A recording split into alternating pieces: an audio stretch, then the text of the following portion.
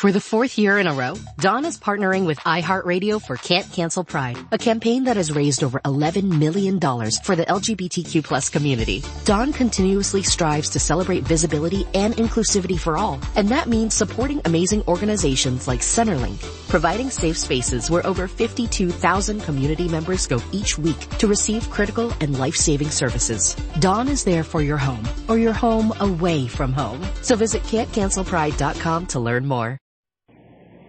Eversharp presents Take It or Leave It, starring Gary Moore. Time to sharpen your wits with Eversharp.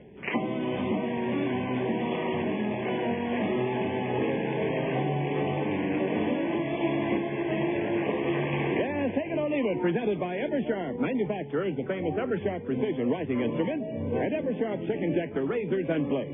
Take it or leave it, the most exciting game you ever played. The game that doubles in interest with every question asked.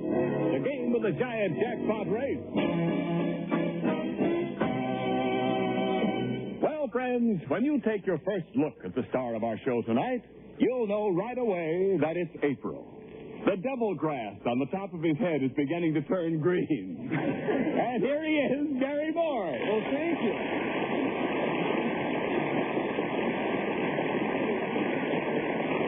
Thank you very much, Ken Niles, for nothing, incidentally. And good evening, ladies and gentlemen. A very happy April the 4th to you all. Say, this is really a month, isn't it? April is the month for courtship. Yeah, I know that, Ken. All this month they've been trying to ship John L. Lewis to court. But I know that's a political type joke thought with no significance. Ignore it. But I know what you mean, Ken. This is the time of year for romance. Why, as I went walking through the woods this morning, I heard two voices saying, I love you. Ouch. I love you. Ouch. I love you. Ouch. What was that? Two porcupines necking.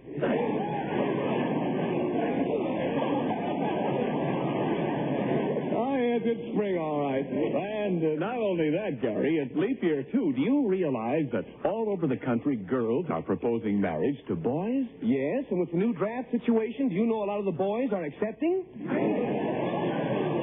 But be it spring or high water, we must forge ahead with a large game of take it or leave it.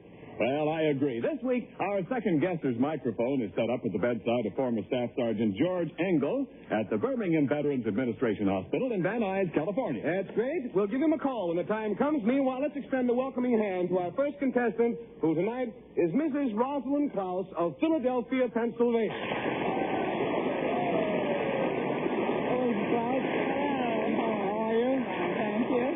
Awfully nice of you to come all the way from Philadelphia just to help us sell pencils. You know that, don't you? It's nice to be here. You know, I heard listening to Fred Allen tonight on the way down to work. Listen to him every Sunday. Bless him, he's so wonderful. He had a wonderful, wonderful remark. Somebody, what was the, I can remember the gag. Oh, they said that pretty soon there will be the animals will completely overcome the human beings and there will be no people left. And somebody says, well, what will the world be like with no people? He said, it'll be like Philadelphia on a Sunday. Nice thing to say. You agree with that, Mrs. Clark? No, I don't.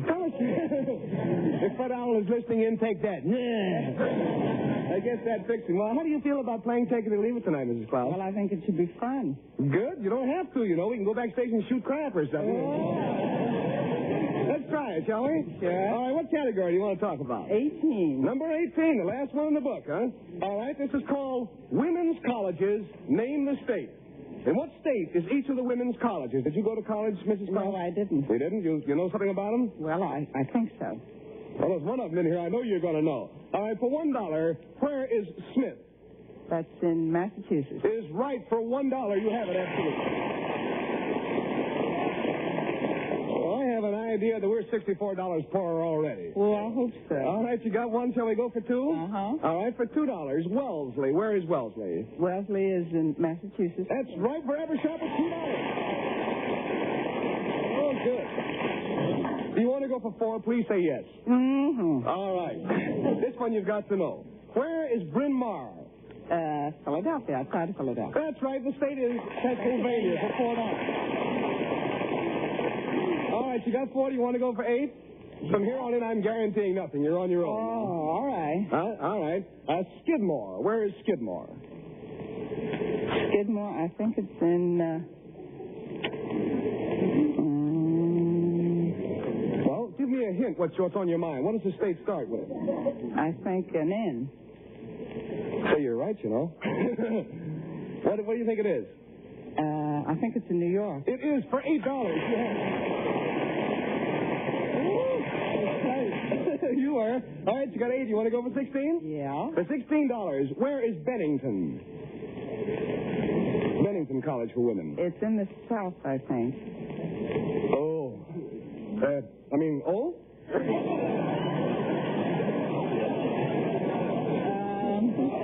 Bennington. Bennington, yes.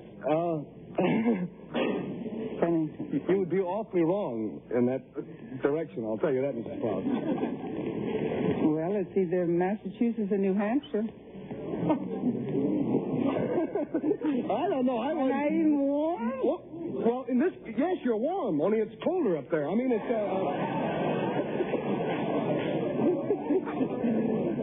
One more guess, Mrs. Klaus. You've had 4 so far as I count back. Bennington? Massachusetts. Oh, I'm sorry. That's not the answer, Mrs. Klaus. Thanks so much. We'll stick around for the deck.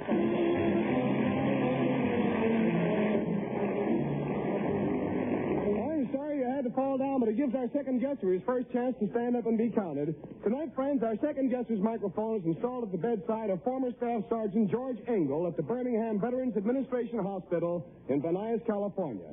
Every time one of our regular contestants fails to answer a question correctly, George Engel will not only get a chance to answer that question, but to go on and complete the category, thus copying himself the top prize. He will stay at his microphone throughout the show, and every time a regular contestant fails, he gets another crack at the purse strings. So let's send a warm greeting way across the San Fernando Valley to Ward D1 South at Birmingham Veterans Administration Hospital and George Engel.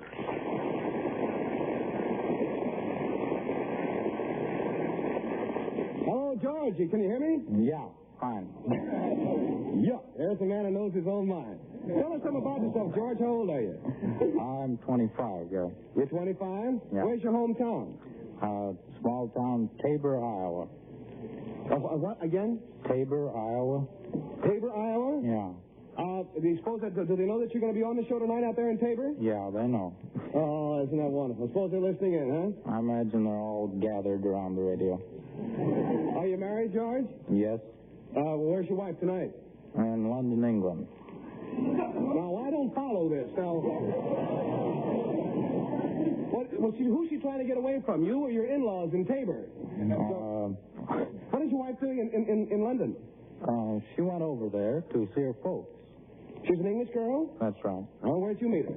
In London. Well, I mean, where? During the last war? Yes. Oh, that's wonderful, George. When's she coming back? Soon, I suppose. Well, say, listen, I'll tell you what, Hattie, will you take a note? Let's make a record of this show for George Engel so that he can save it. When his wife comes back, she can hear it, okay? Okay, George, I'll tell you what also. It looks like you got stuck with a kind of tough category here. We'll carry on with it. Mrs. Klaus went down on the $16 question, which is, where is Bennington College? Have you any idea of the answer? Oh, I'm not, I don't go to women's colleges.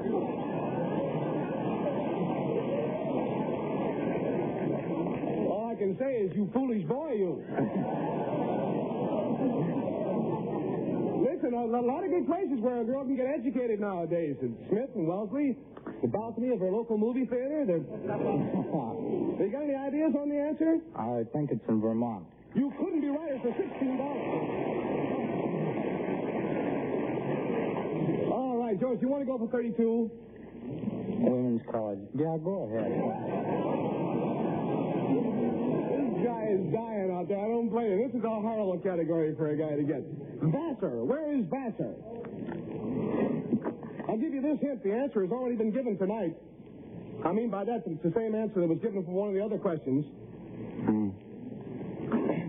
Must be in, Do me a favor. Don't say Massachusetts. That's No, I won't.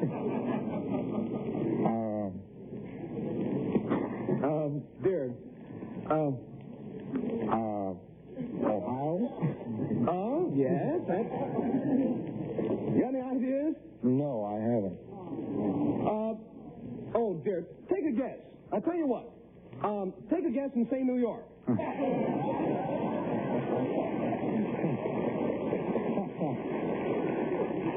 your answer? New York. That's right.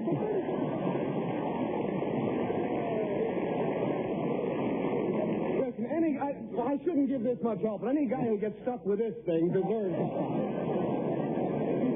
Women's colleges. You want to go for 64? I'll tell you this. I can't give you any help on this last one. You can take your 32 and sit down. Oh, you're lying down, aren't you? Stay there. Or you can go for the 64. What do you want to do? Let's try it. I mean, I haven't lost anything so far. Well, you could lose 32, you know. It's as good as in the bank. All right, you want to go for 64? Yeah, go ahead. Where is Goucher College? Goucher. Did I hear you say you take the 32? Yes, All right, you have $32.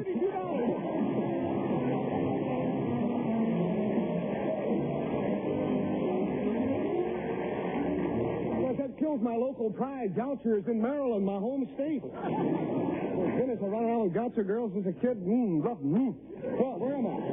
I'm up to our next contestant, Mr. Edward Kelly of Chicago, Illinois. Hello, Mr. Kelly. How are you? Pretty good, Mr. Moore. You are not the Ed Kelly from Chicago. No, sir. No. All right, good. I thought I was going to have to vote for you before you got out here. You married, sir? Yes, sir. Is your wife here with you tonight? Yeah, she's down there in the audience. Isn't it awful how if you marry him, they just follow you around all the time? You can't get away out here anyway. Mr. Kelly, what category do you want to talk about? Number 10. Mr. Number 10. All right, let's see how you come along on that. That's called Presidents. Which came first? Each of these questions consists of the names of two presidents. You are to tell me which came first, and I must warn you that I can only give you one answer on these questions for obvious reasons, because if it isn't one, it's got to be this other, okay? For $1, which came first? Harding or Coolidge? Harding. Is right, Harding. $1. Harding in 1921, Coolidge followed him in 23. You have $1. Do you want to go for two, Mr. Kelly? All right, for $2. Which came first, Johnson or Jackson? I think I knew that. Jackson. Jackson is right with every shot for $2. Johnson was in the White House in 1865, and Jackson was in the White House way back in 1829. BNB. That's before the new Balcony. Monroe, didn't he? You what? Monroe, didn't he? He followed Monroe? I think so. Let's take the next question, shall we? I knew someday they were going to embarrass me by asking me something that wasn't on the paper. Without this, I'm dead, Mr. Kelly. I'll only buy two questions, Mr. Moore. The only difference between me and a moron is that I've got a paper in my hand. All right, you got $2. Do you want to go for 4? Yes, sir. All right, which came first, Jefferson or Madison? I'm going to take a chance on Jefferson. You would be right with every shot for $4. You want to go for 8, Mr. Kelly? Yes, sir. All right, for $8, Cleveland or Taft? Cleveland. Cleveland is right with every shot for $8. You know your subject, all right. All right, go. You want to go for 16? Please. For $16, which came first, Arthur or Fillmore? Take your time now. No hurry. Arthur or Fillmore? Wouldn't be Chester, would it? What you say? I said it wouldn't be Chester, would it? Is that your answer? I don't know. I'm going to take a chance on Arthur. The answer is Fillmore. I'm awful sorry, sir, and thank you very much. That means another crack at it for our second guesser, George Engel, who's sitting by his bedside microphone out of Birmingham Veterans Hospital. So far, George, you've won $32. Let's see how Lady Luck treats you this time. Obviously, the answer to that one was Fillmore, so I'm going to have to give you an alternate question for $16, okay? Okay. All right, who came first, Pierce or Van Buren? Let's try Van Buren. You will be right with every shot for $16. You want to go for 32, George? Yeah. Go All right, ahead. for 32, who came first, Tyler or Polk?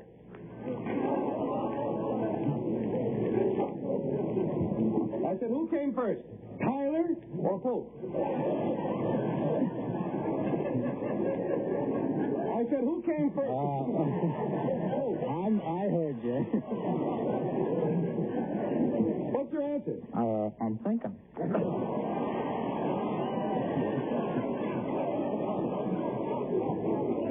Listen very carefully. Who came first? Or Pope? Pilot.